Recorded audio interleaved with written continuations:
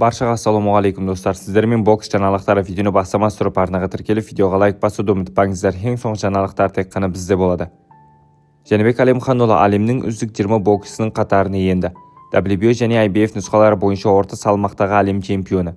Қазақстандық Жәнібек Әлемханұлы салмақ дәрежесіне қарымтасында Pound for Pound платинаның ең үздік боксшылардың тізіміне енді, деп хабарлайды.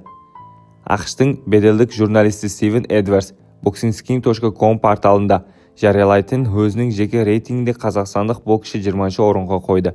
Бұл тізім әдетте спортшылардың жетістіктері, техникалық шеберлігі, қарсыластардың деңгейі және рингке жалпы басылымдығы негізінен жасалады. Әлемханұлы бұл рейтингде орнының оның әлемдік аренада беделінің артып келе жатқанын көрсетеді. Қазіргі таңда Жәнібектің рекорды мінсіз 17 жеңіс, оның 12-сі нокаутпен, бірден-бір жеңіліс жоқ. Рейтингте көшін жартылай орта салмақта америкалық Трейс Кроуфордпен бастады. 41 жеңіс, оның 31-і нокаутпен, жеңіліс жоқ. Екінші орынды украиналық Александр Усик. Қазіргі ауыр салмақтағы әлем чемпионы үздік үштіктің жеңіліп салмақтағы жапониялық Феномен Нао Иноу түйіндеді. Үздік бестікке ресейлік өкілдерде енді Саул Альварестің жеңген Дмитрий Бивол және нокауттар саны жағынан рекордтық көрсеткішке ие Артур Бетербиев.